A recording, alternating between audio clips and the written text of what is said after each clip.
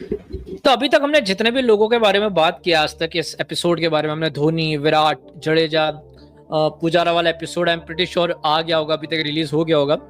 हमने जब भी जिन किसी के बारे में बात किया ना, उन लोगों के बारे में बहुत स्पेसिफिकली बात किया जो इन सम और अदर वे लेजेंड्स हैं, या उनके बारे में बात किया जा सकता है।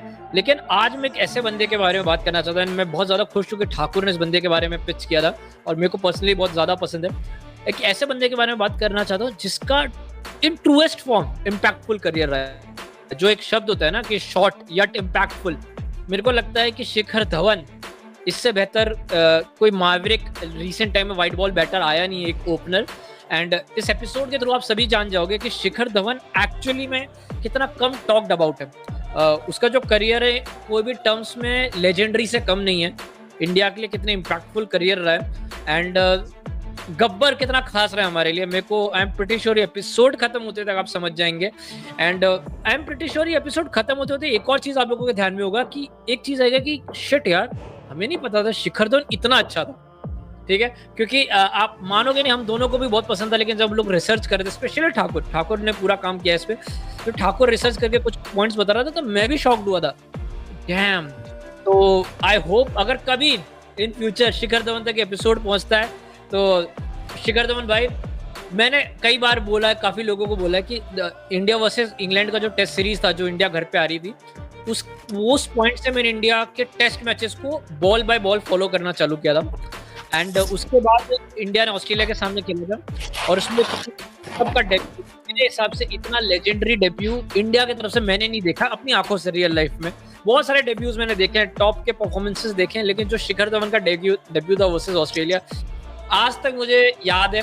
एंड उसके कट शॉट्स टिल डेट एंग्रेव्ड है। तो आई होप आप लोगों की एपिसोड उसी लेवल पे लगे। तीतर के दो आगे तीतर, तीतर के दो पीछे तीतर, बोलो कितने तीतर धर दो लीचड़ बंदों के, मैं भर दूं भीतर बंदों के, मैं लिथल कड़वा लगेगा पीना पड़ेगा, यही तो जीवन है। टीचर बन गया टीप कर भूखा नंगा, करियर भी पर भूखा नंगा। पहले मुझे एक बात बता, ये एपिसोड के बारे में तूने क्यों सोचा, क्यों ये एपिसोड बना रहे हो? मैं जनरली सोच रहा था कि यार काफी सारे ऐसे लोग हैं जिनको मतलब बहुत ज्यादा रिकग्निशन नहीं मिलती है उनके रिटायरमेंट के बाद, और उसमें से मेरे को ऐसा लग रहा था कि शिखर धवन एक ऐसा नाम है जिसका एंड थोड़ा सा हैप्पी एंड टाइप नहीं हुआ, कोई फेयरवेल नहीं, कुछ नहीं। एक बांग्लादेश के सामने जो सीरीज लॉस हुई उसमें जो उसका खराब परफॉर्मेंस था, उसके बाद पूरा उसका टीम से आउटस्टर हो गया। तो मैंने सोचा क्यों ना भाई शिखर धवन, और जो शिखर धवन का एक लेजेंडरी करियर है, मैं तो यही बोलूंगा कि भाई वो जो एक मूवी डायलॉग है कि जिंदगी लंबी नहीं बड़ी होनी चाहिए, तो शिखर धवन का करियर कुछ वैसा है कि भाई करियर बहुत लंबा नहीं है लेकिन बड़ा बहुत है। ठीक है, जो उसके माइलस्टोन्स हैं, जो अचीवमेंट्स हैं, वो बहुत बड़े हैं, और उसके बारे में हम जैसे जैसे इस एपिसोड में आगे बढ़ेंगे लोगों को बहुत अच्छे से पता चलता जाएगा। तो चल स्टार्ट करते हैं। ठीक है, तो मैं चालू करता हूँ शिखर धवन के एकदम अर्ली करियर, जो अर्ली लाइफ अर्ली करियर होता है वहां उधर से बात करने से। तो शिखर धवन का जन्म दिल्ली में हुआ था 5 दिसंबर 1985 को। सबको ही पता है, जैसे शिखर धवन पंजाबी था तो वो बहुत ऐसे पंजाबी फैमिली में बड़ा हुआ।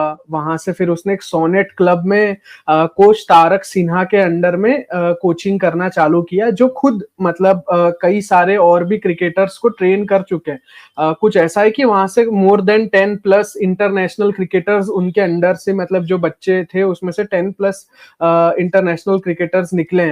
तो अब वहां से बात करते हैं शिखर धवन के अर्ली करियर की। तो शिखर धवन पहला दिल्ली के लिए अंडर 16 खेलता है 1999-2000 वाला जो साल होता है उसमें, विजय मर्चेंट ट्रॉफी में। वो उसके बाद लीडिंग रन स्कोरर बनता है 2000-2001 वाली विजय मर्चेंट ट्रॉफी का, जहां पे वो 755 रन बनाता है 9 इनिंग्स में at an astonishing average of 83.8, जिसमें से 2 सेंचुरीज होती हैं और एक टॉप स्कोर होता है 199 का, और दिल्ली वहां पे फिनिश करती है रनर्स अप के रूप में। उसके बाद जो उसका करियर था वो नॉर्थ जोन, ऑफ कोर्स जैसे दिल्ली से निकल के नॉर्थ जोन वाला जो पहले जोन वाली क्रिकेट होती थी उसमें होता है, और फिर वो इंडिया अंडर 16 में सिलेक्ट होता है। तो वो नॉर्थ जोन के लिए अंडर 16 में विजय हजारे ट्रॉफी खेलता है, फेब 2001 की बात है। और उसकी जो एक इनिंग्स है, जैसे जो 66 इन सेमीफाइनल वर्सेस साउथ जोन, वहां से थोड़ी सी उस पे लाइमलाइट आती है। उसके बाद वो और इंडिया के लिए अंडर 17 खेलता है, एसीसी अंडर 17 एशिया कप खेलता है, जहां पे वो 3 गेम खेलता है और उसकी एवरेज 85 की होती है। फिर उसका प्रोग्रेस होता है अंडर 19 लेवल पे, जहां पे वो दिल्ली के लिए अंडर 19 टीम में आता है अक्टूबर 2001 में, ठीक है, जहां पे उसकी एज कुछ 15-16 साल ही होती है, पर वो अंडर 19 टीम के लिए खेल रहा होता है कूच बेहर ट्रॉफी में।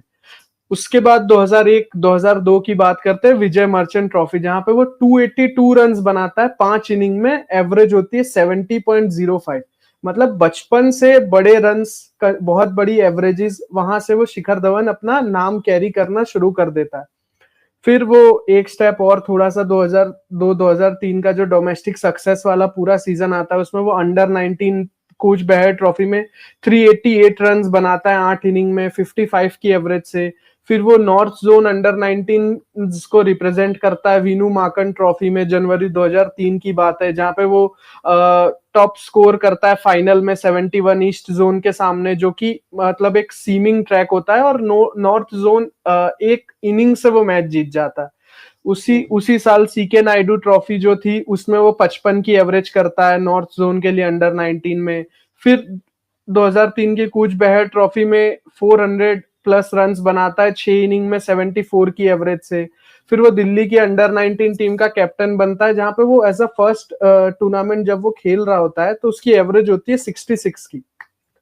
तो इतने सारे डोमेस्टिक सक्सेस के बाद होता यह है कि शिखर धवन का सिलेक्शन होता है अंडर 19 वर्ल्ड कप में। तो वो अंडर 19 वर्ल्ड कप 2004 की बैच में खेलता है, जो बांग्लादेश में हुआ था। वहां पे वो लीडिंग रन स्कोरर रहता है अंडर 19 वर्ल्ड कप का, 505 रन 84 की एवरेज से, इंक्लूडिंग 3 सेंचुरीज, 150 और 1 प्लेयर ऑफ द टूर्नामेंट। मतलब उस पूरे टूर्नामेंट का leading run scorer, player of the tournament भी, और 84 की एवरेज से खत्म करता है। फिर वो 2005 में यूथ टेस्ट भी खेलता है इंग्लैंड के सामने, जहां पे भी वो कुछ स्ट्रिंग ऑफ अच्छे स्कोर्स बनाता है। तो ये उसका अर्ली लाइफ का करियर जो मैंने थोड़ा दो चीज मेरे को समझ आई है, और एक ट्रिविया एक ये जो ठाकुर कहीं ना कहीं मिस कर गया, कि एक्चुअली वो राइट हैंडर है। Shikhar Dhawan is a right hander, लेकिन उसने लेफ्टी बैटिंग करना सीखा। वो अगर तुमने क्रिकेट भी देखो तो राइट हैंड से थ्रो करता है, वो नेचुरली राइट हैंडर, उसकी बॉलिंग भी राइट हैंड से करता है। ये तो एक ट्रिविया हो गया। लेकिन इसके अलावा अगर किसी ने नोटिस किया हो, शिखर धवन ने अपनी पहली आईसीसी टूर्नामेंट का भी प्लेयर ऑफ द टूर्नामेंट था। और इन जनरली सब लोग जानते हैं कि आईसीसी टूर्नामेंट आता है तो शिखर धवन के अंदर माताजी आ जाती है। तो यहाँ से इस पूरे एपिसोड में कहीं ना कहीं हम लोग डिस्कस करेंगे। लेकिन अर्ली लाइफ, अभी तक हमने 3-4 लोगों के एपिसोड्स कवर किए। जब भी हम लोग अर्ली लाइफ के बारे में बात करते हैं ना, तो तुम लोग ये मत समझना कि हम लोग रूटीन कर रहे हैं कि अर्ली लाइफ बताना है, कोई एक विकिपीडिया पढ़ रहे हैं। नहीं, हर बार अर्ली लाइफ बताने का ये पॉइंट है कि क्या बोलते हैं, दूध के पांव पालने में मिल जाते हैं, ऐसा कुछ है ना। तो ये बेसिकली हमारा कहने का पॉइंट वही होता है कि एक बंदे का लेजेंडरी करियर, या जो आगे जो इतनी बड़ी इमारत होती है ना, उसका बेस हम लोग पहले बताना चाहते हैं कि वो एक्चुअली में स्टार्ट कैसे हुआ। और तुमको कहीं ना कहीं हमेशा वो ट्रेड्स दिखे। जब हमने जडेजा के एपिसोड के बारे में बात की तब तुम्हें दिख गया, पुजारा का तो क्या भयंकर था, धोनी के में दिखा। एंड सेम गोस फॉर शिखर धवन, कि बंदा अपना पहला आईसीसी टूर्नामेंट खेल रहा है एज एन अंडर 19, वो कंसिस्टेंटली स्ट्रिंग ऑफ रन्स मारते हुआ रहा है, और यहाँ भी 500 से ज्यादा रन्स मारता है। उसके बाद क्या हुआ ठाकुर, इंटरनेशनल करियर का स्टार्ट कैसे हुआ? तो इंटरनेशनल करियर के स्टार्ट पे आते हैं। तो इतने सब डोमेस्टिक सक्सेस के बाद जो फर्स्ट इंडिया कॉल अप आया था वो था 2010 में, जहां पे एक 3 मैच की वनडे सीरीज थी ऑस्ट्रेलिया के सामने, और सेकंड ओडीआई में उसका इंटरनेशनल डेब्यू हुआ था विशाखापट्टनम में 20 अक्टूबर 2010 में। साथ ही साथ सौरभ तिवारी का भी उसी मैच में डेब्यू हुआ था। तो यहाँ पे हुआ ये कि ऑस्ट्रेलिया 289 कुछ बनाई थी, और धवन मतलब ओपनिंग करने आया और बोल्ड हो गया फॉर अ डक। क्लेंट मकैय की बॉल पे वो डक पे आउट हो गया, और डेब्यू कुछ इतना अच्छा नहीं रहा। लेकिन धोनी का सपोर्ट था कहीं ना कहीं, क्योंकि धोनी पहले से जो प्रीवियस तू कभी जाके रीड करेगा तो तुझे पता चलेगा कि धोनी पहले भी धवन के साथ थोड़ा बहुत खेला है, तो उसको आइडिया था कि धवन कितना अच्छा प्लेयर हो सकता है। उसके बाद हमारा जून 2011 में वो आता है, वेस्ट इंडीज का टूर आता है, जहां पे रेगुलर ओपनर्स जो थे सहवाग, सचिन, वो लोग नहीं थे, सचिन तेंदुलकर नहीं थे। उसके बाद धवन को वो उस स्क्वाड में जगह मिलती है। क्योंकि थोड़ा बहुत उसने साइंस दिखा दिए थे पहले से ही कि हाँ वो कितना अच्छा खेल रहा है। आईपीएल भी तब तक वो खेलने लगा था, उसी में उसका T20I डेब्यू भी हो जाता है 4 जून 2011 को पोर्ट ऑफ स्पेन में, जहां पे उसका वो डेब्यू भी इतना अच्छा नहीं जाता है। जो वेस्ट इंडीज सीरीज में उसका जो मतलब था पूरा स्टार्ट, उसमें पहला मैच जो था उसमें वो 51 रन्स बनाता है, लेकिन उसके बाद उसके स्कोर्स कुछ इतने अच्छे नहीं होते हैं। तो यहां तक तो भाई जो इंटरनेशनल करियर का स्टार्ट था वो बहुत ही मीडियोकर बिलो एवरेज सा कह सकते हैं। लेकिन फिर आती है वो इनिंग जिसके बारे में तूने सबसे पहले बोला कि जो टेस्ट डेब्यू होता है 2013 में ऑस्ट्रेलिया के सामने। नहीं, अपने उस तो पर मैं बात बता करेंगे। अपने हाँ उस पर बात करेंगे। मैंने उसके लिए एक अलग से सेक्शन रखा है। लेकिन ये इस चीज में तूने एक बहुत अच्छी बात बताई। लेकिन मैं एक और चीज हाईलाइट करना चाहता हूँ, दो चीज। एक तो जो धोनी ने बैकिंग किया, कहीं ना कहीं धोनी को प्लान कर ही रहा था कि उसको नेक्स्ट आगे चल के को फिटर बेटर प्लेयर्स चाहिए।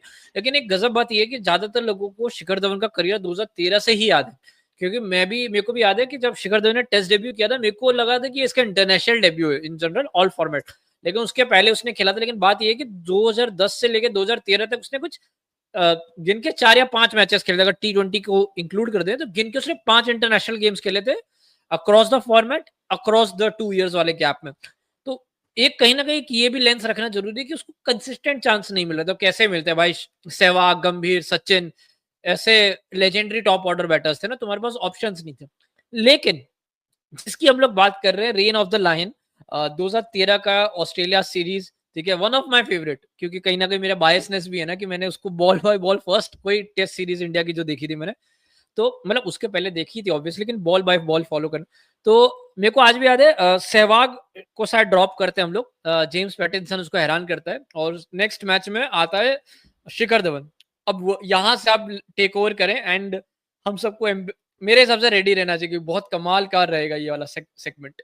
तो जैसे कि तूने बोला था वो as a third opener select हुआ था बिहाइंड वीरेंद्र सहवाग एंड मुरली विजय, और जहाँ पे सहवाग के खराब फॉर्म की वजह से उसको ड्रॉप किया जाता है और जगह मिलती है शिखर धवन को। ठीक है, तो मैच था third test versus Australia at Mohali, जो 14 मार्च 2013 से चालू हुआ था। और उसको भाई सचिन तेंदुलकर से अपनी कैप मिलती है। सचिन तेंदुलकर भी बताते हैं थोड़ा बहुत उसके बारे में कि कैसे भाई वो डोमेस्टिक में बहुत तगड़ा प्लेयर है, लेकिन अब उसको यहाँ मौका मिल रहा है तो उसको परफॉर्म करना चाहिए। तो पहला दिन वॉश आउट हो जाता है, दूसरे दिन ऑस्ट्रेलिया बैटिंग करती है, कुछ 400 के करीब रन बनाती है।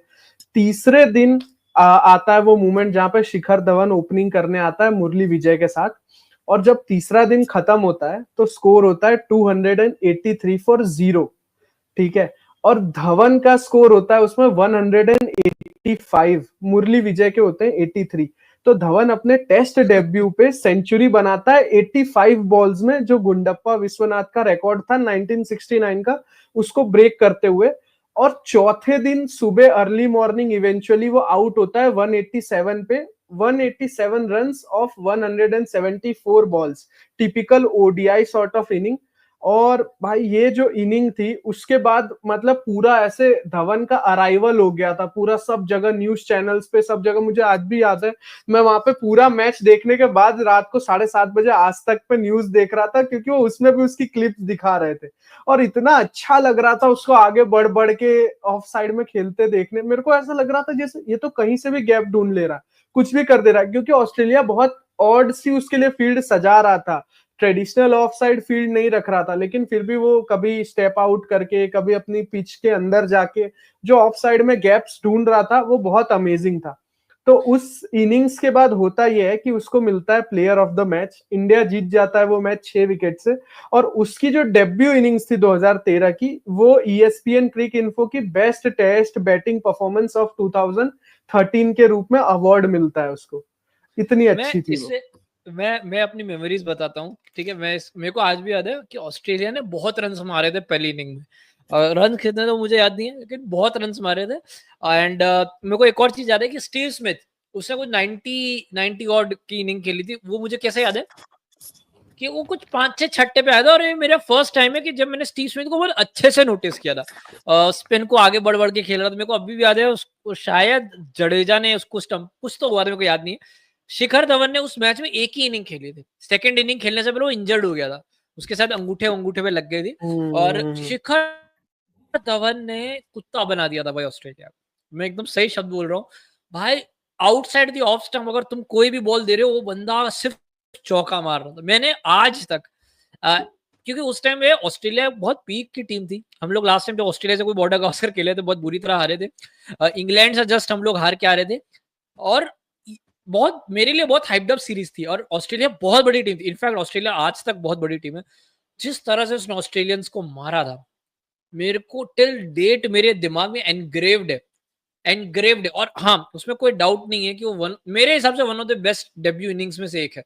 मैंने बहुत सारे डेब्यू इनिंग्स देखी है, ऑल ओवर द वर्ल्ड भी मैंने बहुत सारी देखी। ये अमंग द टॉप आता है, ये अमंग द टॉप आता है। बहुत, जिसने आंखों से देखा उसको पता है कि क्योंकि ऑस्ट्रेलिया ने खुद ने बहुत रन मारे थे, कोई ऐसे रन नहीं थे कि ऑस्ट्रेलिया ने 150 200 पे आउट, ऑस्ट्रेलिया ने खुद ने बहुत रन मारे थे उस मैच में। तो मेरे हिसाब से बहुत ही कमाल, बहुत ही ज्यादा कमाल का हो रहा। एंड उसने मेरे को आज भी याद है, उस टाइम ये डिस्कशन हो रहा था कि सहवाग को रिप्लेस किया लेफ्ट हैंडेड सहवाग ने, ऐसा कुछ हो रहा था, क्योंकि सहवाग में ड्रॉप किया था, एंड फिर ये ऑलमोस्ट सहवाग टाइप उसने इनिंग खेली थी। हाँ, फिर क्या होता है, मेरे को लगता है 2013 से 17 तो ये पागल ही हो गया था, कुछ भी कर रहा था उस टाइम पे। तो वो इनिंग्स की एक और खास बात ये थी ना कि वो as a ray of hope I थी। अगर तू कॉन्टेक्स्ट को ध्यान में रखे तो जैसे जो उसके पहले की जो सीरीज में हुआ था, और धीरे धीरे हमको एहसास होने लगा था कि जो हमारे सीनियर्स हैं, जो हमारे स्टार्स हैं, वो अब उस लेवल पे परफॉर्म नहीं कर पाएंगे। ठीक है, जैसे हम सहवाग को भी देख रहे थे कैसे पैटिंसन आउट कर रहा था, और उसके पहले भी जो भी उसका इंजरी और खराब परफॉर्मेंस था, तो वो एक रे ऑफ होप आई थी। लेकिन हाँ, फिर जैसे तूने बोला कि वहां पे वो चोट लग गई थी, और फिर उस चोट की वजह से वो थोड़ा बहुत आईपीएल भी मिस करता है। फिर आईपीएल में आता है, आईपीएल में वो करीब 10 मैचेस ही खेलता है, कुछ 311 रन उस साल 2013 में बनाता है, और उसमें 350s होती है।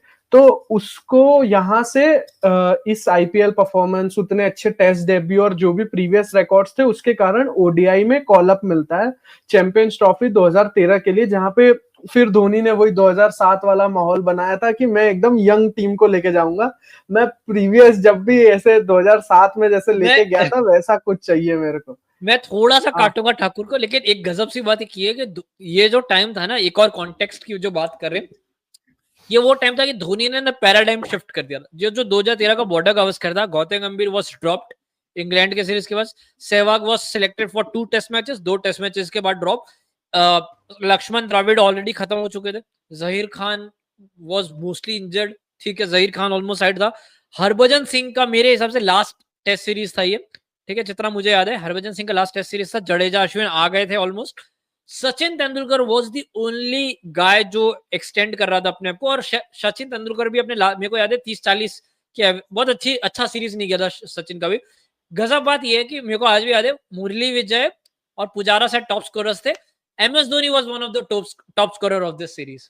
MS Dhoni was one of the most, और MS Dhoni was the face.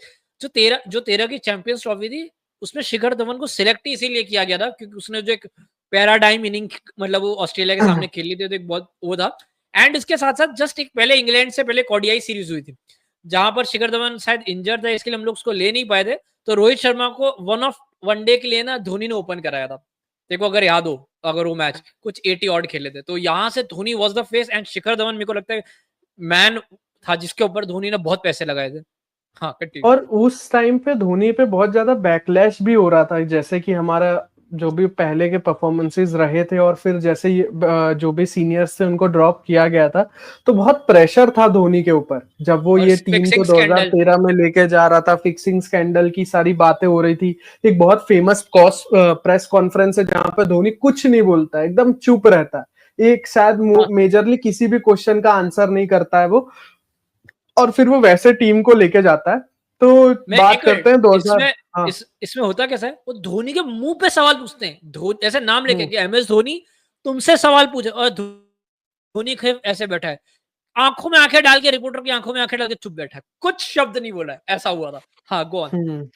तो वहां से भाई अब बात करते हैं 2013 के चैंपियंस ट्रॉफी की, जहां पे उसको ओपनिंग पार्टनर मिलता है रोहित शर्मा का, और रोहित शर्मा के रूप में, और वहां से एक जो पूरा धवन का करियर है वो एक टेक ऑफ करता है।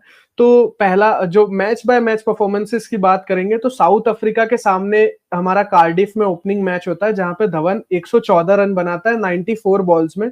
12 चौके 1 छक्का, मेडन ओडीआई सेंचुरी होती है उसकी। 127 रन बनाता है वो रोहित शर्मा के साथ पहली विकेट के लिए, और धवन, इंडिया तो जीत जाता है, धवन को मिलता है प्लेयर ऑफ द मैच। और ये इनिंग इतनी अच्छी थी कि ये इनिंग नॉमिनेट हुई थी ESPN क्रिक इन्फो की best ODI performance, batting performance of 2013 के लिए भी। तो अब मूव करते हैं सेकंड मैच पे। तो सेकंड मैच था वेस्ट इंडीज के सामने ओवल में, जहां पे धवन बनाता है 102 रन 107 बॉल में, 10 चौके, एक छक्का, फिर से सेंचुरी, और 101 रन का ओपनिंग स्टैंड रोहित शर्मा के साथ। और वो बनाता है जो इंडिया को टारगेट होता है 234 का, वो कंफर्टेबली इंडिया चेस कर लेती है। फिर पाकिस्तान के सामने एक मैच होता है बर्मिंघम में, जो मतलब रेन कर्टल्ड मैच होता है, जिसमें 48 बनाता है 41 बॉल में, और 8 विकेट से आराम से मैच जीत जाते हैं, ग्रुप टॉप कर लेते हैं, और हमारा सेमीफाइनल में सिलेक्शन हो जाता है। और सेमीफाइनल में मिलता है हमको श्रीलंका, जहां पे धवन को मतलब इंडिया को चेस करना होता है, और धवन बनाता है 68 92 बॉल्स में एक स्टेडी चेज के लिए एकदम परफेक्ट इनिंग्स, और आराम से हम जीत जाते हैं 8 विकेट से वो मैच। और जो फाइनल है वो तो सबको याद होगा कि कितना ज्यादा रेन कर्टल था, कैसे वो मैच बंद चालू ये वो होते होते 20 ओवर का लास्ट में हो गया था। तो उसमें धवन 31 रन बनाता है 24 बॉल्स में, और इंडिया 129 रन बनाती है, जहां पे एक बहुत थ्रिलिंग फिनिश होता है, और हम 5 रन से वो फाइनल जीत जाते हैं। तो अब मैं एक बार जो मैंने मैच बाय मैच बताया उसको लोगों के पर्सपेक्टिव में देने के लिए चीजों को बता देता हूं कि टोटल रन्स जो एग्रीगेट्स है वो बता देता हूं। टोटल रन थे 363 5 मैच में, 91 की एवरेज, 90.7 की एवरेज थी उस टूर्नामेंट में, 101 के स्ट्राइक रेट के साथ, 2 सेंचुरी, 150, और टॉप स्कोर था 114 का साउथ अफ्रीका के सामने। और जो अवार्ड्स मिलते हैं इस शानदार परफॉर्मेंस के लिए, player of the tournament, golden bat award, India पूरा अनबीटन रहता है, और टीम ऑफ द टूर्नामेंट जो थी ऑफ कोर्स उसमें तो जगह मिलनी थी। और यहां से धवन का जो करियर होता है वो भी पीक स्काई रॉकेट करना शुरू करता है, और जो धवन की जो लेगेसी है पूरी आईसीसी इवेंट्स में वो भी स्काई रॉकेट होनी शुरू होती है। मैं कुछ शब्द ऐड करना चाहूंगा, ये जो अगेन कॉन्टेक्स्ट वाली बात है, आई होप लोगों ने पूरा कॉन्टेक्स्ट फॉलो किया हो हमारे साथ साथ। जब हम लोगों ने लाइव, जब धोनी ने रोहित, हुआ यह था कि धोनी ने प्रैक्टिस मैच में ना रोहित शर्मा को के बदले मुरली विजय को ट्राई किया था धवन के साथ। धवन का ठीक ठीक जाता है और मुरली विजय का बहुत खराब जाता है। सीधा मैच में रोहित शर्मा और शिखर धवन का ओपनिंग स्टैंड चालू करते हैं। एंड अगर आज के कोई रोहित शर्मा के फॉलोअर्स या आज के कोई क्रिकेट जो देखते हैं वो लोग के लिए बहुत शॉकिंग होगा, बट एक्चुअली में शिखर धवन वाज द क्या कहते हैं एग्रेसिव स्टार्टर। वो अगर तुम हाँ, इस पूरे टूर्नामेंट में उसने 101 के स्ट्राइक रेट से बैटिंग कर रहा था, कितना आज से 12 साल पहले वनडेज में, वो भी कहां, इंग्लैंड में। आसान नहीं होता है, बिल्कुल भी आसान नहीं होता है। और एक ऐसे बंदे जिसने गिनके 2-3 वनडे मैचेस खेले तो उसके लिए तो बिल्कुल ही आसान नहीं होता। इंडिया के ऊपर बहुत प्रेशर है अच्छा परफॉर्म करने का, धोनी के ऊपर तो अंधा प्रेशर है। धोनी ने कि यंगस्टर में बैक किया है and he was the aggressive. मेरे को आज भी याद है जो तूने वो लॉन वॉबर सोबे को जो मारा है उसने, वो और एक ऐसे करके सेंचुरी का उसका जो सेलिब्रेशन है हंसता हुआ यूं करते, भाई बहुत ही आइकॉनिक टूर्नामेंट था। बहुत, मेरे पास अगेन फोटो लगी हुई, मैं कभी किसी ने अपने कबाड़ का फोटो रखूंगा भाई, मेरे पास ये सब आइकॉनिक इनिंग्स की फोटो लगी हुई है। हाँ गो ऑन, फिर क्या होता है? यहाँ पे और लोगों को चीजें बता दूं, जैसे मैंने धवन का बताया कि 363 रन, 90.7 की एवरेज, 101 का strike rate, Dhawan top scorer था। जो सेकंड टॉप स्कोरर था जोनाथन ट्रॉट, उसने धवन से करीब 150 रन कम बनाए थे, ठीक है, सिमिलर अमाउंट ऑफ इनिंग्स खेल के। और ये टूर्नामेंट में विराट कोहली और रोहित शर्मा के रन्स को तू कंबाइन भी कर देगा ना तो भी वो धवन जितने नहीं थे, और वो दोनों टॉप 5 रन स्कोरर्स की लिस्ट में थे, 4th और 5th। उसने सिंगल हैंडेडली ये टूर्नामेंट को मैन्यूवर किया था अपने दम पे। रोहित शर्मा का लोग याद रखते हैं कि 2013 से ओपनिंग चैंपियंस ट्रॉफी से चालू करना शुरू किया, करियर चेंज, कुछ इतना अच्छा नहीं किया था उसका। सीटी 2013 177 रन है, 35 की एवरेज है, लेकिन धवन का इतना ज्यादा अच्छा गया था कि सब चीजें ढक गई थी उस टाइम पे। भाई अनबिलीवेबल नंबर है। तो सोच, एक बंदा ऑलमोस्ट डेब्यू कर रहा है, 2010 में डेब्यू किया, उसके बाद तो कहाँ ही मैचेस मिले उसको। हाँ, फिर क्या हुआ नेक्स्ट आईसीसी इवेंट? अब नेक्स्ट आईसीसी इवेंट की बात करते हैं जो था 2015 का, ठीक है, एक बार मैं, हाँ ठीक है, 2015 का आईसीसी वर्ल्ड कप दो ऑस्ट्रेलिया और न्यूजीलैंड में जो हुआ था, उसमें ओवरऑल टूर्नामेंट की समरी से स्टार्ट करता हूं मैं पहले थोड़ा सा अलग वे में, कि 8 मैच खेला था शिखर धवन, 412 रन, 51.5 की एवरेज, 91.7 का स्ट्राइक रेट, 150, 2 सेंचुरी, यहाँ पे भी साउथ अफ्रीका को आड़े हाथ लिया था, 137 हाईएस्ट था वो उसका, उस टूर्नामेंट का, धवन का, और इंडिया के लिए टॉप स्कोरर था और ओवरऑल टॉप 5 रन स्कोरर्स में से था। जहां पे जो उसकी सेंचुरीज आई थी, जैसे कि एक आई थी आयरलैंड के सामने और एक आई थी साउथ अफ्रीका के सामने, जहां पे उसको प्लेयर ऑफ द मैच भी मिला था। उसकी कई इंपॉर्टेंट पार्टनरशिप्स भी थी, जैसे 127 रन का स्टैंड पाकिस्तान के सामने, जो कि ऑफकोर्स सबको याद होगा वो कोहली का सेलिब्रेशन, जहां पे वो सेंचुरी मार के अपने बाइसेप्स शो करता है। 125 रन का आयरलैंड, ये वो वाला नहीं है, लेकिन हाँ बात तेरी सही है। हाँ हाँ, उसने सेंचुरी मारी थी लेकिन पाकिस्तान के सामने। वो बात फिर सही है, 125 रन का स्टैंड था आयरलैंड के सामने, कंसिस्टेंटली 350 मारे थे उसने, और वो टॉप इंडियन बैटर था, और इंडिया अनबीटन, सेमीफाइनल तक अनबीटन रही थी।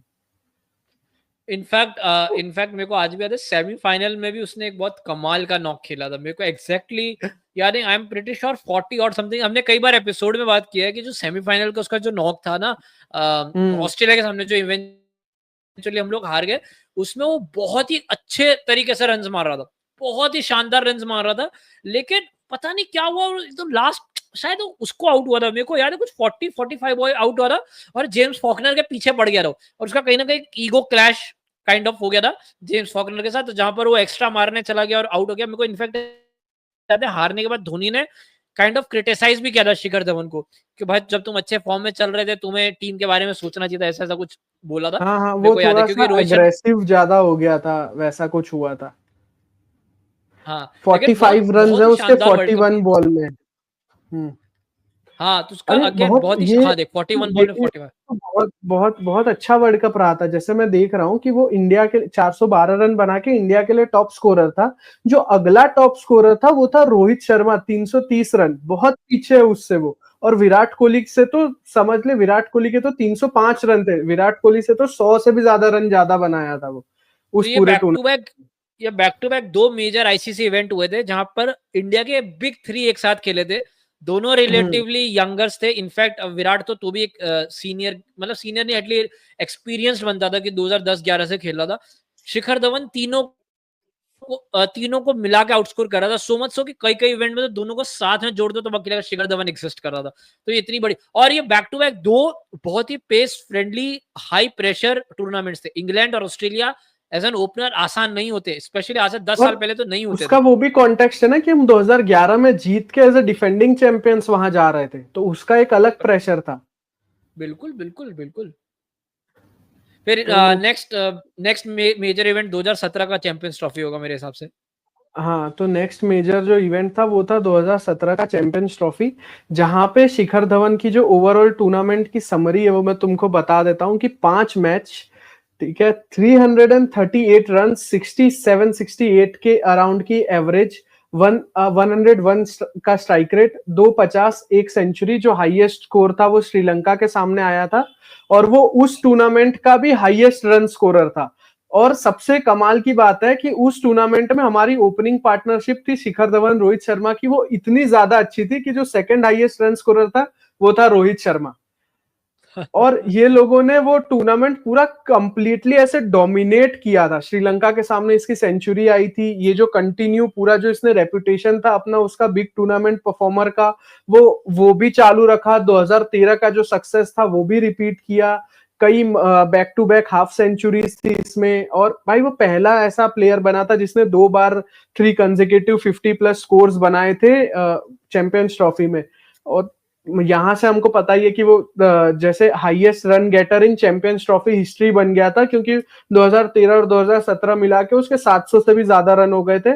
और इंडिया फाइनल में पहुंचा था, और फाइनल में फिर हम पाकिस्तान से बहुत एक दुखद हार हुई थी इसमें। लेकिन मैं गजब सा तुमको बताऊं, 2013 की 17 की जो चैंपियंस ट्रॉफी थी, पहला मैच पाकिस्तान के सामने 65 बॉल में 68, दूसरा मैच खेलता है वो श्रीलंका के सामने 128 बॉल में 125, तीसरा मैच खेलता है अफ्रीका के सामने, फिर लपेटता अफ्रीका को 83 बॉल में 78। चौथा मैच खेलते हम लोग बांग्लादेश के सामने, 34 बॉल 46। जो फाइनल खेला था उसने, ठीक है, उसमें भी 22 बॉल में 21 खेल के वो आउट हुआ था। तो और जहां पर वो अच्छा चला नहीं, और इनफैक्ट जितना, जैसा कि तूने बताया, 2017 की भी चैंपियंस ट्रॉफी का हाईएस्ट रन स्कोरर था। तो ये back to back 13, 15, 17 back to back तीन आईसीसी तीन event, ICC tournament, back to back तीन आईसीसी इवेंट जहां पर इंडिया का हाईएस्ट रन स्कोरर रहता है शिखर धवन। उसने अभी तक इंडिया के लिए सिर्फ 4 ही आईसीसी इवेंट, वनडेज की बात कर रहा हूँ, 4 ही आईसीसी इवेंट्स खेले, जिसमें से 3 में वो इंडिया का हाईएस्ट रन स्कोरर है। चौथे के बारे में शायद हम लोग बात करेंगे आगे चल के, इनफैक्ट अभी बात कर लेता हूँ। चौथा जो 2019 का वर्ल्ड कप था, उसमें सिर्फ 2 मैचेस खेले थे। पहला मैच उसने कुछ 8-9 रन मारा। जो दूसरा मैच था ऑस्ट्रेलिया के सामने, 115 110 की स्ट्राइक रेट उसने सेंचुरी मार दी थी, मेरे को आज भी याद है। एंड उसके बाद वो इवेंचुअली इंजर्ड हो गया था उस, और वर्ल्ड कप से बाहर हो गया था, जिसको फिर केएल राहुल ने रिप्लेस किया, जो उस लेवल में परफॉर्म नहीं किया था ऑब्वियसली। एंड उस पूरे वर्ल्ड कप में 2 ही चीज लोगों को याद है, एक तो एमएस धोनी का रन आउट और रोहित शर्मा की 5 सेंचुरीज। बट शिखर धवन ने बहुत कमाल का स्टार्ट किया था। तो बेसिकली 4 में से 3 का हाईएस्ट रन स्कोरर है। शिखर धवन की स्टार्ट का जो तू बोल रहा है ना, जैसे 2019 का वर्ल्ड कप जब तूने कंसीडर कर ही लिया यहाँ पे, तो मैं लोगों को एक बहुत अमेजिंग स्टैट बता देता हूँ कि मैंने ये खुद से वो फिगर आउट करके निकाला है कि भाई जो 50 ओवर ओडीआई टूर्नामेंट्स हुए थे 2013 से लेके 2019 तक में, उसमें शिखर धवन ने 20 इनिंग्स में 1238 रन्स बनाए थे, 65 की एवरेज और 98 की स्ट्राइक रेट के साथ। शिखर धवन से ज्यादा इस पूरे ड्यूरेशन में ओडीआई टूर्नामेंट्स में रन बनाने वाला सिर्फ एक ही इंसान था, वो था रोहित शर्मा, जिसने शिखर धवन से 7 इनिंग ज्यादा खेली थी और रन भी ज्यादा बनाए थे, क्योंकि जो 5 सेंचुरी उसने 2019 में बनाई थी, ऑफ कोर्स वो उसको बहुत ज्यादा ऊपर लेके चली गई। लेकिन तू समझ, विराट कोहली ने 27 इनिंग खेली थी, शिखर धवन से 7 इनिंग्स ज्यादा, फिर भी वो शिखर धवन से पीछे था रन की टैली में। शिखर धवन का इतना ज्यादा, इतना बड़ा इंपैक्ट था 2013 से लेके 2019 तक के आईसीसी ओडीआई टूर्नामेंट्स में कि 1238 रन, 65 की एवरेज और 98 की स्ट्राइक रेट के साथ 6 सेंचुरीज, 4 हाफ सेंचुरी, मतलब 20 इनिंग्स में से वो 10 बार 50 के ऊपर रन बनाया है, 50% ऑफ द टाइम कन्वर्ट किया है उसने अपने स्टार्ट्स को। सिंपल जैसा बताया ना, उसके पहले 3 आईसीसी टूर्नामेंट्स ने इंडिया के लिए खेले, मेजर आईसीसी टूर्नामेंट्स, मतलब वो T20 वर्ल्ड कप से गिन के खेले और उसमें उतना अच्छा भी नहीं था, लेकिन वनडे वर्ल्ड कप में तीनों में highest run scorer by a fair margin, ऐसा भी नहीं कि close, by a fair margin. तो ये कोई मेरे हिसाब से बहुत ही इंसेन नंबर्स हैं। इनफैक्ट मेरा तो अभी भी मानना है कि अगर 2019 के वर्ल्ड कप में भी अगर वो फिट रहता तो एक अलग डायमेंशन दे सकता था। इसके साथ एक और ऐड करना, अगर 2023 के वर्ल्ड कप के टाइम पे अगर कोई आर्ग्यूमेंट करता था ना कि यार वो शुभमन गिल और शिखर धवन पे, मेरे हिसाब से मैं समझ पाता था उस टाइम पे। हालांकि मैं भी समझता था कि शुभमन गिल फार बेटर था उस टाइम पे, और शिखर धवन ने काइंड ऑफ क्या पता नहीं गिव अप कर दिया था, क्या भी कर दिया, उस पर आगे बात करेंगे। लेकिन वो आर्ग्यूमेंट कहाँ से आता था, मैं उस पॉइंट को समझ पाता था, क्योंकि शिखर धवन बहुत ज्यादा, मतलब one of the best openers in the world. अभी जहां हमने ये बात करी आईसीसी चैंपियंस ट्रॉफी ये सब की, आईसीसी चैंपियंस ट्रॉफी में शिखर धवन ने 10 मैचेस खेले, 10 मैचेस में 701 रन, 78 की एवरेज और 102 का स्ट्राइक रेट है। इनफैक्ट वनडे वर्ल्ड कप में उसने 10 मैचेस खेले, 53 537 रन, 54 की एवरेज और 95 का स्ट्राइक रेट। एशिया कप में 9 मैचेस, 534 रन, 92 का स्ट्राइक रेट और 60 की एवरेज। तो जो भी मल्टीनेशनल टूर्नामेंट्स होते थे उसमें भाई शिखर धवन भाई एक अलग ही मूड में आता था, वो प्रॉपर गब्बर वाला जोन होता था। लेकिन टेस्ट करियर से हमने स्टार्ट की थी, टेस्ट करियर भाई का बहुत ही हॉट एंड कोल्ड रहा है। क्या कहता है, क्या तेरे पास क्या है इस पे इनसाइट्स? मतलब टेस्ट करियर का जो स्टार्ट है वो तो बहुत ज्यादा अमेजिंग हुआ था, लेकिन जो ओवरऑल एग्रीगेट्स है टेस्ट करियर के आगे चलते हुए वो उतने अच्छे रहे नहीं जितने अच्छे होने चाहिए थे, जितना टैलेंट था शिखर धवन के पास। तो जो ओवरऑल स्टैट्स है मैं वो बता देता हूँ कि 34 मैचेस में 58 इनिंग्स में उसने बैटिंग करी है, 2300 के करीब उसके रन है, 40 का एवरेज है और स्ट्राइक रेट 67 का, 7 सेंचुरीज है, 5 हाफ सेंचुरीज है। जो हाईएस्ट उसका स्कोर है वो 190 श्रीलंका के सामने आया था गॉल में। और 7 सेंचुरीज के बारे में अगर ऐसे मैं जैसे बता दूं तो एक ऑस्ट्रेलिया के सामने है पहली, फिर दूसरी न्यूजीलैंड के सामने ऑकलैंड में है, तीसरी बांग्लादेश के सामने है, चौथी और पांचवी श्रीलंका के सामने है, छठी भी श्रीलंका के सामने इवन, और 7वीं जो सेंचुरी है वो अफगानिस्तान के सामने बेंगलोर में आई थी, जहां पे वो सेंचुरी लंच के पहले हो गई थी। ये भी एक रिकॉर्ड है कि उसने लंच के पहले ही अपनी सेंचुरी खत्म कर दी थी।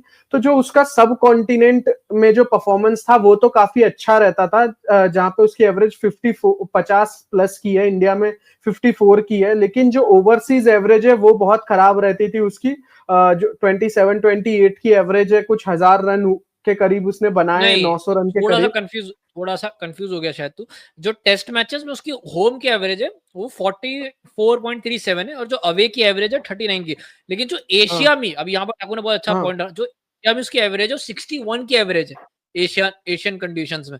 लेकिन वही जैसे कि वो अमेरिका ओशिनिया वाली कंडीशन या ऑस्ट्रेलिया वगैरह में वहां पर 30s लो 30s मिड 30s में चला जाता था। उसका मतलब इनिशियल रिकॉर्ड जो है, जो टेस्ट का, जैसे जो फास्टेस्ट सेंचुरी ऑन डेब्यू वाला, या फिर joint fastest Indian to reach 1000 test runs alongside Vinod Kambli, ये जो स्टैट्स हैं ये बहुत अच्छे हैं, लेकिन ओवरऑल जो उसके स्टैट्स है ना वो मतलब इतने अच्छे नहीं है। बहुत हॉट एंड कोल्ड, जैसे तूने एकदम करेक्ट वर्ड रखा है, वो बहुत ज्यादा उसकी परफॉर्मेंसेस में दिख जाता है, जहां पे उसने इंग्लैंड में, साउथ अफ्रीका में, ऑस्ट्रेलिया में बहुत ज्यादा स्ट्रगल किया था।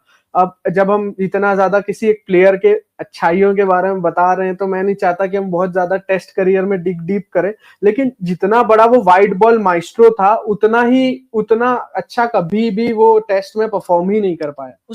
उसका सिर्फ दो ही कारण था, एक ही कारण था इनफैक्ट। ऑस्ट्रेलिया, इंग्लैंड और अफ्रीका में बहुत बुरी तरह से स्ट्रगल किया था। बहुत शॉकिंग है, लेकिन वो बहुत बुरी तरह स्ट्रगल किया था। इसीलिए उसके ऊपर एक होम ट्रैक बुली का भी उसके ऊपर मेरे को याद है टैग लग गया था।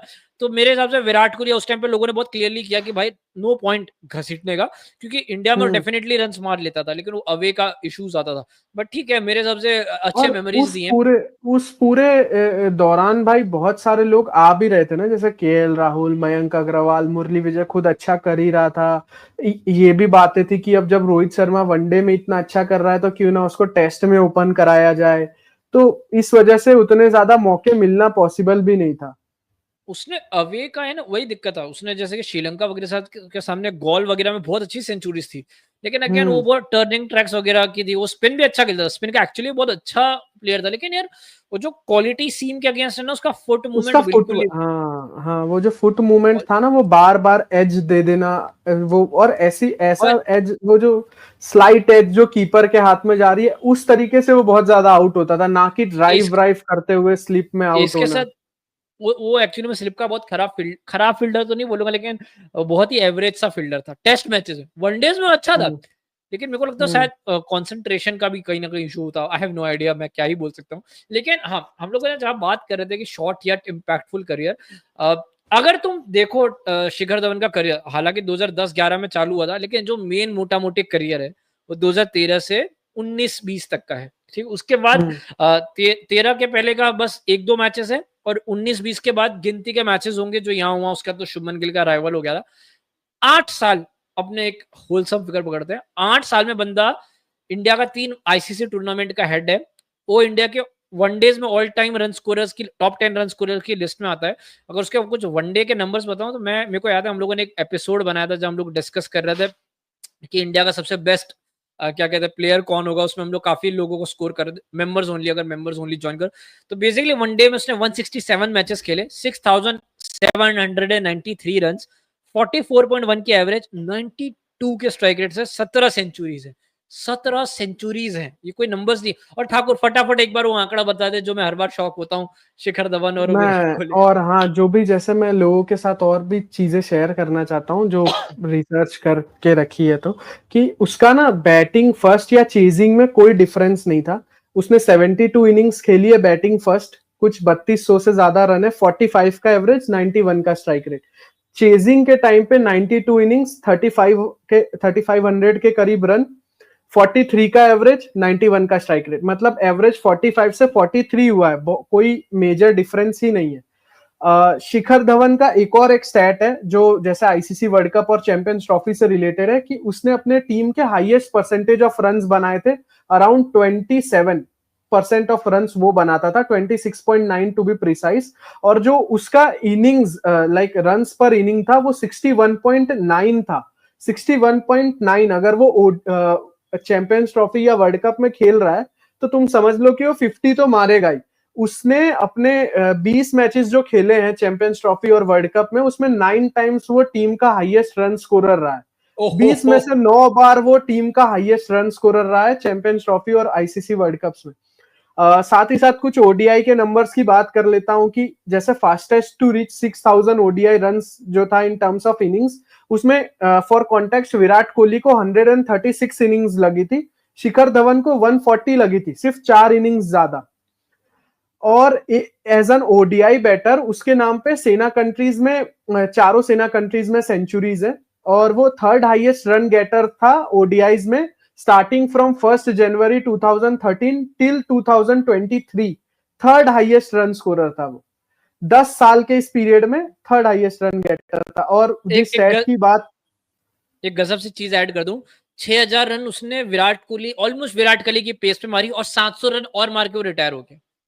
हाँ मतलब मैं वही बता रहा हूँ, मैंने यहाँ पे एक जगह वो स्टैट रखा भी था कि जब शिखर धवन का करियर खत्म हुआ तब 164 ओडीआई इनिंग्स में उसके 6793 रन थे, average of 44, strike rate of 91।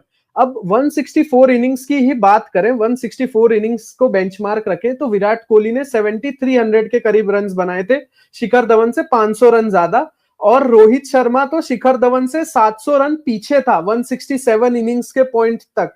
मतलब वो 167 इनिंग्स में शिखर धवन टॉप भी कर गया, ये लोगों से ज्यादा एकदम इन लोगों के करीब था, और वो खराब फॉर्म से जो भी जूझा वो सब इंक्लूडेड है, स्टिल ये उनके पार ऑन पार चल रहा था। अगर तुम विराट कोहली के करियर से सिर्फ 500 रन पीछे हो तो तुम बहुत बड़ा बढ़िया करियर लेके चल रहे हो भाई। तो मतलब, और मतलब क्या, जो स्टैट की बात विभोर कर रहा था कि विराट कोहली के साथ फास्टेस्ट टू 1000 रन में ये जॉइंट हाईएस्ट में है, लाइक इनिंग्स से कि सबसे कम इनिंग्स लिए हैं उसमें फास्टेस्ट, तो जॉइंट फास्टेस्ट है इसका, और 2000 और 3000 रन में ये विराट कोहली से भी तेज पहुंचा था। इवन विराट कोहली को इसने बीट कर दिया था, जहां Virat Kohli neck and neck चलता था हाशिम आमला के साथ, इसने विराट कोहली को बीट कर दिया था उस रन टैली में। मैं गजब से चीज बताता हूँ, 2016 में 58 की एवरेज ओडीआई में, 17 में 48 की ओडीआई एवरेज, 2018 में 49 की ओडीआई एवरेज, और 2019 उसने 18 मैचेस खेले और 37 की ओडीआई एवरेज थी, जिसमें से वर्ल्ड कप के 2 मैचेस थे। उसके बाद 2019 के बाद उसने रिटायरमेंट तक सिर्फ 12 ओडीआई मैचेस खेले, सिर्फ 12 ओडीआई मैचेस खेले, और कुछ खेला ही नहीं वो।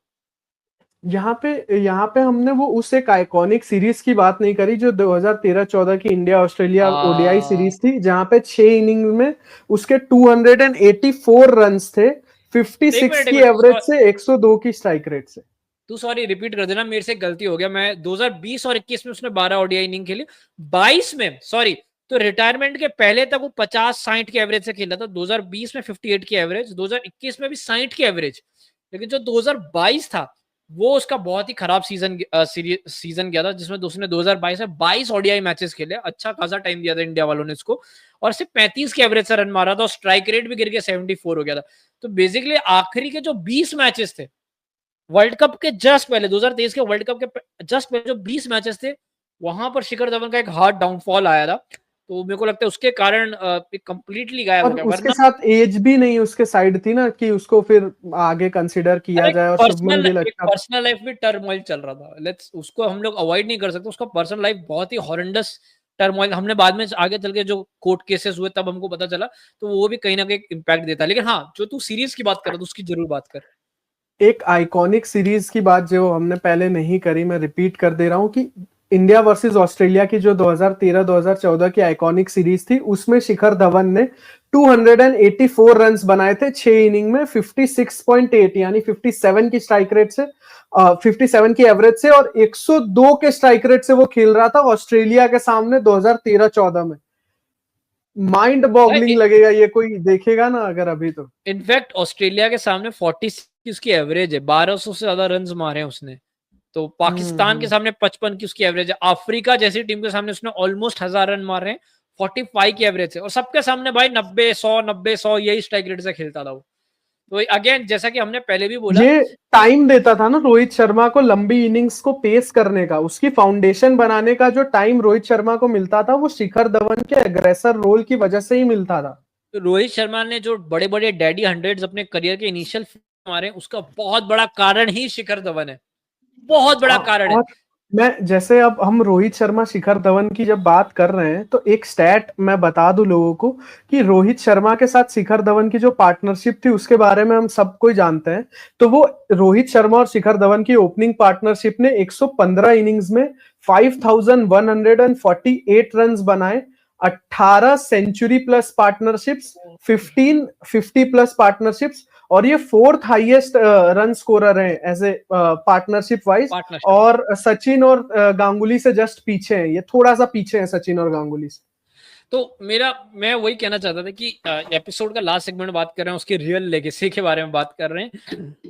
मेरे हिसाब से मैं यही चाहता था ये एपिसोड करने का कि आगे चल के अगर कोई इंडिया के टॉप ओडीआई प्लेयर्स के बारे में बात कर रहा है या इंडिया के कोई ऑल टाइम 11 बना रहा है ओडीआई का, तो आई जस्ट होप कि लोग शिखर धवन को कंसिडर करें। जहां हम लोग बात करते हैं शुभमन गिल, अमेजिंग टैलेंट, उसमें कोई डाउट ही नहीं, हम सब चाहते हैं कि आगे चल के बहुत गजब करे, लेकिन जहां हम लोग बेंचमार्क रखने की वो विराट कोहली, मैं चाहता हूं कि पहले वो शिखर धवन की कमी पहले पूरी करे, ठीक है। और विराट कोहली तो एक वो एक बहुत ही उल्टा, बहुत ही टॉप का बैरियर है, उसको छूना बहुत मुश्किल है, ठीक है। लेकिन वो पहले जो शिखर धवन का कमी है वो पूरी करे। आज के टाइम में जो रोहित शर्मा को हम अग्रेसिव देखते हैं, ये देखते हैं, वो देखते हैं, वो एक्चुअली में शिखर धवन का वाइट फील कर रहा है। वो काम शुभमन गिल को करने को दे रहा है जो शिखर धवन खुद उसको करके देता था रोहित शर्मा को। शिखर धवन के जो आईसीसी लेवल पे परफॉर्मेंसेस है ना भाई, वो टॉप के प्लेयर्स नहीं कर पाए। तो अगर मेरे हिसाब से शुभमन गिल को अगर कुछ क्या कहते हैं इंस्पिरेशन लेना है या कोई रोल मॉडल बनाना है, तो एज एन ओपनर उसको शिखर धवन को बनाना चाहिए कि हम आईसीसी इवेंट्स में मुझे इसके जैसा परफॉर्म करना है और किसी के जैसा नहीं। मेरे हिसाब से वो अल्टीमेट होगा।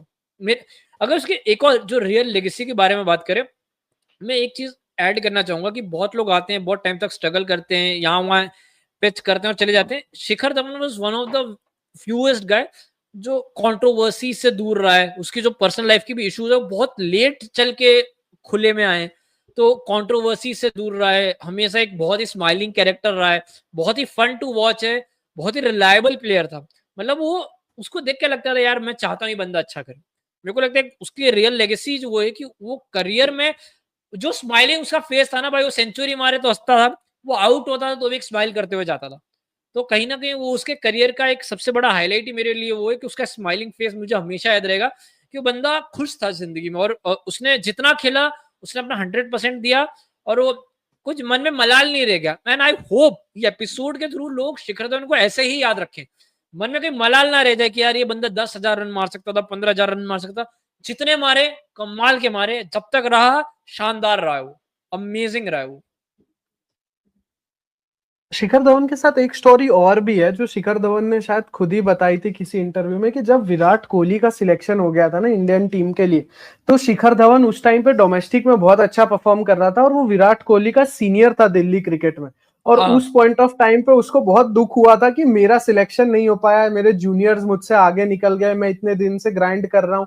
लेकिन जब शिखर धवन को उसके बाद मौका मिला तो फिर शिखर धवन ने ज्यादा वेट नहीं किया अपनी उन चीजों को कवर अप करने के लिए, उसने टोटली आते ही इम्पैक्ट करना शुरू कर दिया था। और वैसे ही अब उसकी हम आगे इम्पैक्ट और उसकी लेगेसी की बात कंटिन्यू करते हैं, तो जो सबसे बड़ा अवार्ड है भाई गवर्नमेंट ऑफ इंडिया की तरफ से, उसको 2021 में अर्जुना अवार्ड मिला था प्रेसिडेंट के हाथों से, जो भी उसका कंट्रीब्यूशन था इंडियन क्रिकेट की तरफ से लेके, और बहुत बहुत अमेजिंग कंट्रीब्यूशन था। और उसी कंट्रीब्यूशन के कुछ रिकॉर्ड्स हैं जो मैं फिर से रीइटरेट कर देता हूं, बता देता हूं लोगों को, कि आईसीसी वर्ल्ड ओडीआई 11 2013 में इसको जगह मिली थी, जो पूरे साल के इतने अमेजिंग परफॉर्मेंसेस थे उसकी वजह से।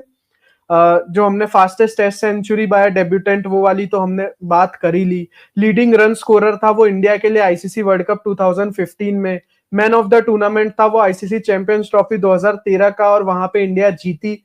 Golden bat ICC champions trophy 2013 में मिला था, 363 रन बनाया था 90 की एवरेज से। गोल्डन बैट 2017 में मिला चैंपियंस ट्रॉफी में, 338 रन बनाया 67-68 के अराउंड की एवरेज से। 2 गोल्डन बैट जीतने वाला आज तक अकेला प्लेयर है। अब जब वो 2 गोल्डन बैट जीता है तो उसमें एक कंडीशन और ये भी जुड़ जा रही है कि वो 2 कंसेक्यूटिव एडिशंस में गोल्डन बैट जीतने वाला भी अकेला प्लेयर है। मोस्ट ओडीआई सेंचुरीज इन 2023 इंटरनेशनली थी उसकी, और Wisden cricketer of the year 2014 उसको मिला था। तो उसके साथ ही साथ जो कुछ और भी जो छोटे माइलस्टोन्स हैं वो भी मैं फिर से बता दूं कि वो फर्स्ट इंडियन था जिसने टेस्ट में लंच के पहले ही सेंचुरी बना दी थी। Day 1 of the test match था अफगानिस्तान के सामने और उसने लंच से पहले ही अपनी सेंचुरी कंप्लीट कर ली थी। Joint fastest to 1000 runs with Virat Kohli and Viv Richards 24 innings, 2000 runs, 3000 runs achieved faster than any previous Indian batsman. ये वाली जो लाइन है ये सबसे इंपॉर्टेंट है कि fastest batsman to reach 1000 runs in ICC tournaments, world cup plus champions trophy. Fastest batsman India के लिए और भी जैसे मल्टीनेशनल टूर्नामेंट 2018 जो एशिया कप का था उसमें वो हाईएस्ट रन स्कोरर रहा था। पहला प्लेयर था जिसने कंसेक्यूटिव सेंचुरीज बनाई थी आईपीएल में, और चैंपियंस ट्रॉफी में आज तक 3 सेंचुरीज हाईएस्ट है किसी आईपीएल में। तो उसका करियर एक्चुअली में बहुत अच्छा है, मैं उसको खराब नहीं बोलूंगा, बहुत शानदार है। लेकिन ये वो एपिसोड नहीं है जब हम लोग उसके आईपीएल के करियर के बारे में बात करें। तो जैसा कि मैंने स्टार्ट में बोला था, मैं उसी को वापस एक फुल सर्कल करना चाहूंगा कि short but the most impactful career you will ever see in Indian cricket, that is Shikhar Dhawan. कि बहुत छोटा लेकिन इतना जानदार और इतना कमाल का करियर था। आई होप शिखर धवन के फैंस या एपिसोड देखने वाले उतने ही खुश है जितने हम लोग हैं शिखर धवन को देख के। तो शिखर धवन भाई, we love you, genuinely we love you. And मेरे को जेन्युइनली लगता है कि बहुत कम ऐसे प्लेयर्स आएंगे आगे चल के, वर्ल्ड क्रिकेट में भी बहुत ऐसे कम प्लेयर्स होंगे कि यार इतना छोटे में इतना ज्यादा कंसेक्यूटिव इम्पैक्ट। अरे ऐसा भी ना 1000 2000 7000 रन है यार वनडे में, मजाक है समझ। वो सेल्फलेस क्रिकेट खेलता था उस पॉइंट ऑफ टाइम पे। वो 100 102 वाला जो स्ट्राइक रेट मेंटेन करना है उस टाइम पे बहुत टफ हुआ करता था, और वहां पे वो अपना रोल क्लियरली निभाता था। उसको ऐसा नहीं था कि मैं पीछे रह जाऊंगा या कुछ ड्रॉप हो जाऊंगा। गजब बात है। इतना सब करने के बाद ट्विटर पे ये भी नहीं आता था विद्या बालन के साइड से ट्वीट कि आप कितने सेल्फलेस है, तो वो भी एक वो भी एक गजब बात थी। तो thank you so much. I hope आपको ये एपिसोड बहुत पसंद आया होगा। अगर आपको एपिसोड पसंद आ रहा है तो कमेंट में ये बताओ कि नेक्स्ट एपिसोड किसका होना चाहिए। अगर आप यहाँ तक देख रहे हो तो हमारे लिए तो बहुत बड़ी बात है। मैं ये मान के चल रहा हूँ या तो आप हमारे बहुत पुराने व्यूअर हैं या तो भाई आपको एपिसोड बहुत पसंद आया। अगर आपको एपिसोड बहुत पसंद आया तो ठाकुर जिम्मेदार है कि ठाकुर की पूरी रिसर्च है। तो thank you so much guys.